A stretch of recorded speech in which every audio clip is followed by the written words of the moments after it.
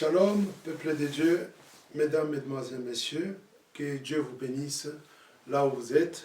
Je viens me présenter devant vous ou chez vous à travers ces moments d'enseignement ou ces moments d'exhortation. Je voudrais ce matin, en cette journée ensoleillée, réveiller quelqu'un, encourager quelqu'un qui est fatigué, relever quelqu'un qui croit que c'est fini. Je voudrais exhorter, édifier quelqu'un qui avait connu un relâchement, qu'il puisse se remettre sur le bon rail pour pouvoir avancer avec le Seigneur. Mais avant d'aller plus loin, j'aimerais d'abord qu'on puisse prier, qu'on puisse remettre ce moment entre celui qui n'échoue jamais. Prions au nom de Jésus. Seigneur, je te bénis pour ta parole. Tu es Dieu, tu resteras Dieu, toi qui renouvelles ta bonté dans nos vies tous les jours. Merci encore une fois, tu l'as renouvelé aujourd'hui. Merci parce que nous pouvons compter parmi les vivants. Nous pouvons compter parmi ceux qui peuvent t'adorer et te louer. Merci Seigneur parce que toi tu n'échoues pas. Même dans la tempête, Seigneur, tu t'élèves toujours le dernier. Bénis mon frère, bénis ma soeur. Que cette parole nous fasse du bien au nom de Jésus. Nous disons Amen. Alors ma pensée se trouve tout simplement dans le livre d'Apocalypse, chapitre 2. Je vais lire à partir du premier verset. Je lis la parole de Dieu. Voici ce que dit celui qui tient les 7 étoiles dans sa main droite, celui qui marche au milieu des 7 chandeliers d'or. Verset 2. Je connais tes œuvres, ton travail et ta persévérance. Je sais que tu ne peux supporter les méchants, que tu as éprouvé ceux qui se disent apôtres et qui ne le sont pas, et que tu les as trouvés menteurs. Verset 3. Que tu as de la persévérance, que tu as souffert à cause de mon nom, et que tu ne t'es point lassé. Verset 4. Mais ce que j'ai contre toi, c'est que tu as abandonné ton premier amour. Verset 5. Souviens-toi donc d'où tu es tombé, répands-toi et pratique tes premières œuvres, sinon je viendrai à toi et j'ôterai ton chandelier de sa place, à moins que tu te repentes. La parole du Seigneur. Ici, Jésus-Christ est en train de parler à l'église d'Éphèse. Mais il parle à l'église d'Éphèse à travers l'apôtre Jean, qui était le dernier apôtre vivant de tous les apôtres, l'apôtre que Jésus aimait beaucoup. Et il y avait à cette époque l'empereur Démétrius qui voulait faire mourir l'apôtre Jean, mais il n'arrivait pas. Et il avait même peur de l'apôtre Jean, parce qu'à un moment il avait arrêté, il l'a mis en prison, et l'apôtre Jean était sorti miraculeusement. Personne ne pouvait comprendre comment il était sorti. Alors qu'est-ce que l'empereur Démétrius va faire? Il va prendre l'apôtre Jean et il va le jeter sur l'île de Patmos.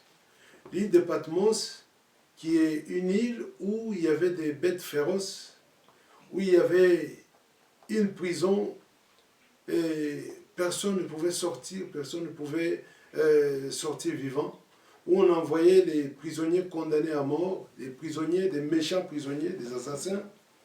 Et c'était vraiment une île terrible où personne ne pouvait sortir vivant. Malgré cet endroit compliqué, malgré cet endroit difficile, Dieu va visiter son serviteur. J'aimerais parler à quelqu'un. Un moment difficile que tu traverses.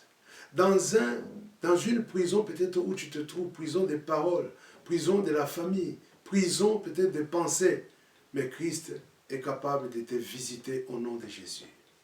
Christ est capable de te parler. Il est capable de t'orienter. Il est capable de te montrer le chemin. Et le Seigneur, il va parler à travers... il va parler à l'apôtre Jean d'écrire à l'église d'Éphèse. Donc, il va parler à cette église. Il va commencer par l'église d'Éphèse. ma question, je me suis posé des questions. Pourquoi à l'église d'Éphèse? Parce que, d'abord, Éphèse signifie désirable. Éphèse, c'était une ville portière où il y avait le temple de la déesse Diane, où beaucoup de gens faisaient des économies pour voyager, aller visiter le temple de la déesse Diane. Il y avait aussi à Éphèse la bibliothèque qui enfermait les manuscrits de Socrates, ou Socrate. Donc c'était une ville incontournable, c'était une ville portière, et c'est en l'an 53 que l'apôtre Paul va ouvrir la première église dans cette ville d'Éphèse. Et alors, Jésus-Christ, il va faire une autopsie, il va parler à cette église. C'est une pensée spirituelle, il va faire vraiment l'autopsie, la visite de ces 7 églises, et il va commencer par cette église d'Éphèse. Et donc, il va dire, oui, je sais, je connais tes œuvres, je connais ta persévérance, je connais ton amour pour moi, la haine du péché, la haine des méchants. Mais cependant, ce que j'ai contre toi, ce que j'ai contre toi, c'est que tu as oublié ton premier amour. On peut se cacher devant les hommes, mais devant Dieu, on ne peut pas se cacher. Alors, c'était quoi le premier amour? C'est quoi le premier amour? Le premier amour, c'est tout simplement, mon frère, ma soeur, c'est lorsque tu écoutais la parole de Dieu, elle pénétrait au fond de toi-même. Tu arrivais à pleurer en écoutant la parole de Dieu. La parole de Dieu qui t'est touchée. La parole de Dieu qui entrait en toi. Qui séparait la lumière avec le ténèbre. La parole de Dieu qui venait te réveiller. Tu aimais visiter les frères et sœurs. Tu aimais évangéliser. Tu aimais témoigner. Tu aimais encourager les autres. Tu étais un modèle dans l'église. Tu étais une colonne dans l'église. Dans votre église, tu étais une colonne. Mais depuis, tu t'es relâché. C'est là où le Seigneur, il dit, je sais que je contre toi, c'est que tu as oublié. Il y a des versions bibliques, dans d'autres versions, on dit, tu as abandonné ton premier amour. J'aimerais bien utiliser ce verbe abandonner. Tu as abandonné ton premier amour. Pourquoi tu as abandonné ton premier amour? Pourquoi? Jésus-Christ est le même. Celui que tu as accepté. Celui qui te faisait pleurer. Celui pour qui tu avais l'amour de tes frères et sœurs. Mais aujourd'hui, tu as abandonné ce premier amour. Tu as abandonné ce premier amour. Aujourd'hui, tu es devenu froid. Tu es devenu froid. Et regarde, tu as même changé de langage. Au lieu de dire notre église, et même tu dis votre église, dans leur église. Tu as abandonné ton premier amour. Le premier amour où, pour toi, arriver en retard à l'église, autant de ne même pas aller à l'église. Tu arrivais 15-20 minutes avant à l'église, une demi-heure avant l'église. Mais depuis que tu t'es relâché, tu as perdu ton premier amour, aujourd'hui tu arrives 30-45 minutes. Oh, de toute façon, je suis là. De toute façon, je suis à l'église. Mais le Seigneur, il te dit, répands-toi, ce que j'ai contre toi. C'est-à-dire, Dieu, il dit, j'ai contre toi. Tout simplement parce qu'il t'aime. Il veut que tu puisses revenir à tes premiers pas. Il veut que tu puisses revenir celui que Christ a aimé. Il est mort sur la croix. Celui pour qui tu as dit, je t'accepte aujourd'hui comme Seigneur et Sauveur. Christ veut que tu puisses revenir à tes premiers pas. Ce que tu as, Père, ce que j'ai contre toi, c'est que tu as abandonné. Tu as abandonné de témoigner à ceux qui sont autour de toi. Jésus-Christ vous aime. Tu as abandonné, regarde avant, tu marchais avec la Bible. Mais maintenant, tu as même abandonné la Bible. Tu commences maintenant à te promener avec le téléphone.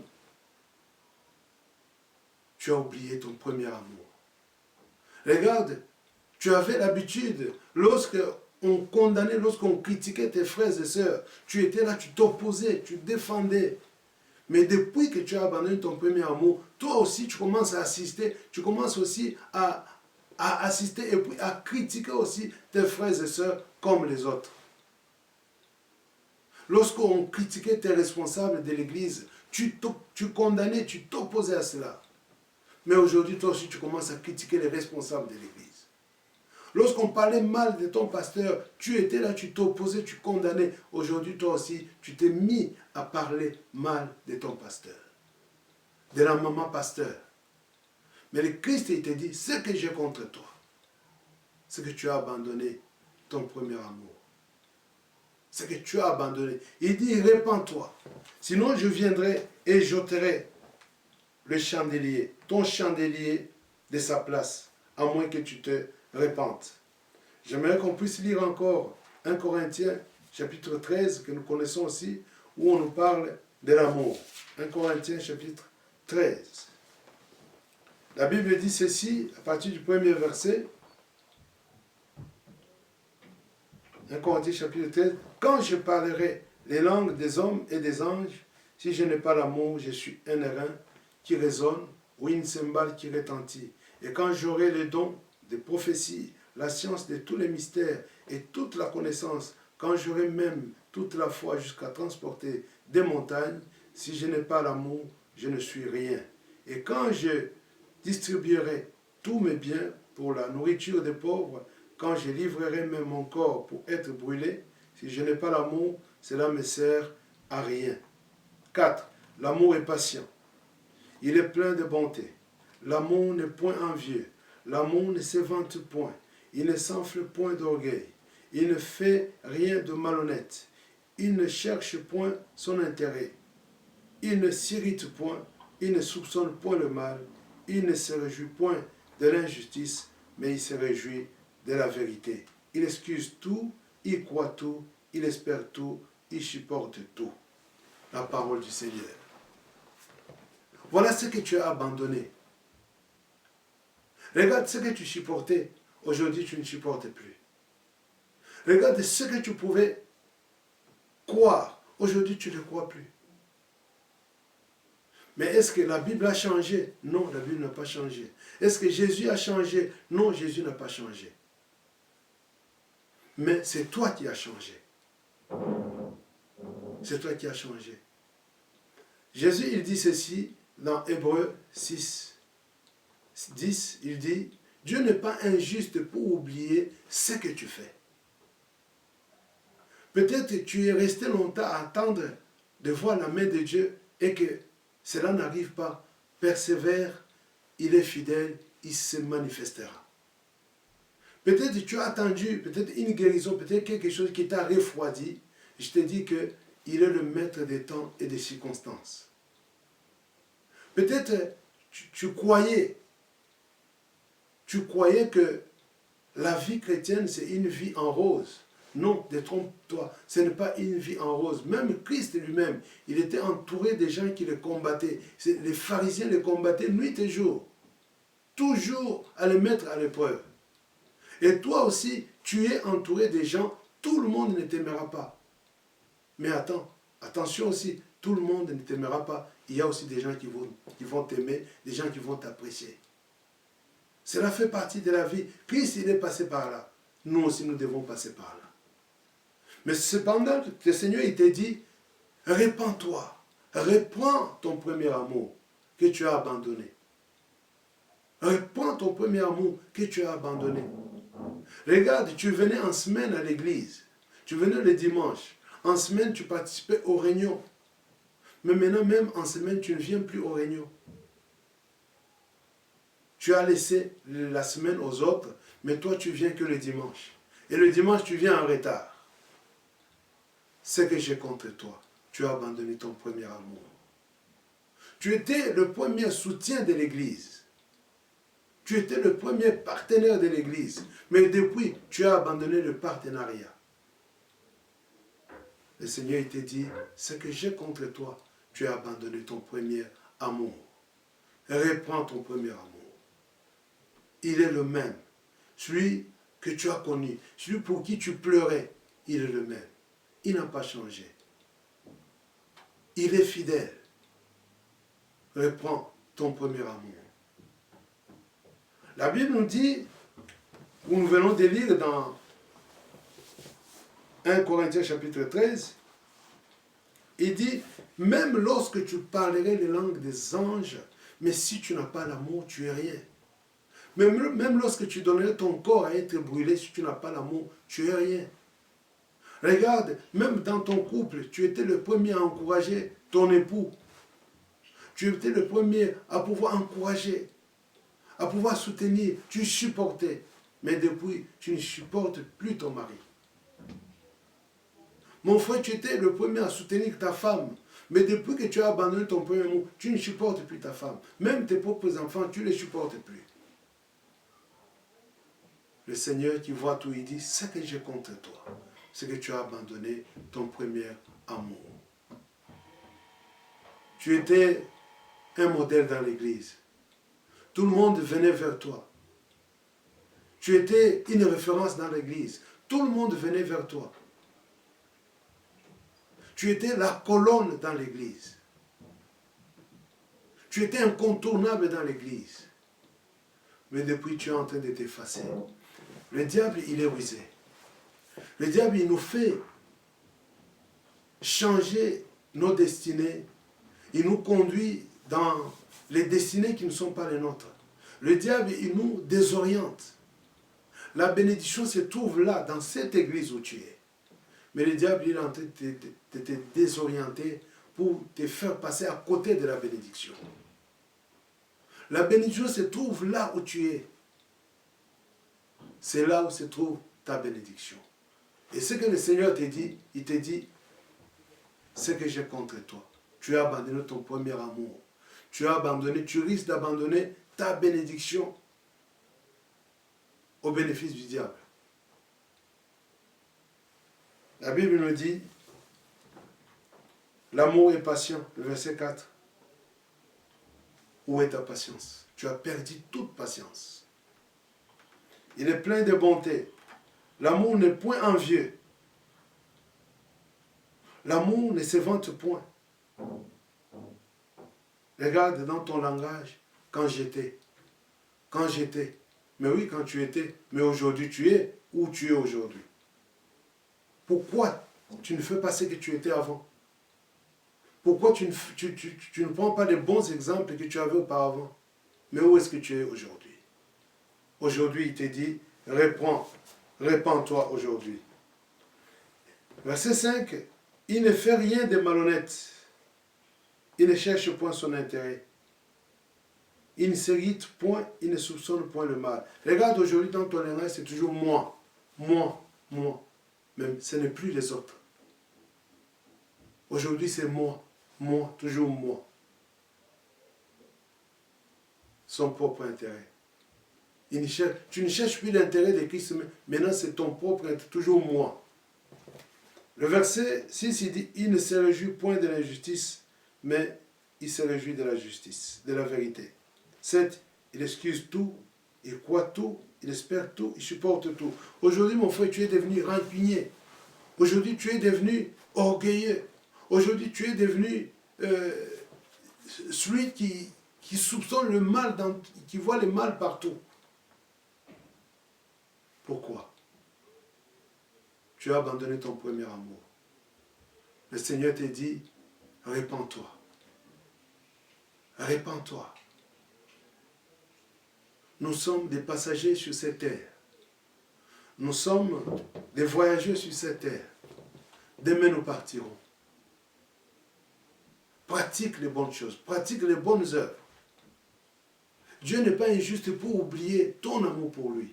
Il n'est pas injuste. Il dit, je sais que tu as de la persévérance. Oui, persévère mon ami. Il dit, je sais que tu es le méchant. Oui, ne supporte pas ceux qui font le péché. Ne marche pas avec ceux qui font le méchant. La Bible me dit dans le psaume chapitre 1, il dit ceci. Et donc il dit, heureux l'homme qui ne marche pas selon les conseils des méchants, qui ne s'arrête pas sur la voie des pécheurs et qui ne s'assied pas en compagnie des moqueurs. mais qui trouve son plaisir dans la loi de l'Éternel. Tu trouvais ton plaisir dans la parole de Dieu. Tu trouvais ton plaisir à méditer la parole de Dieu. Et depuis, tu ne médites plus la parole de Dieu.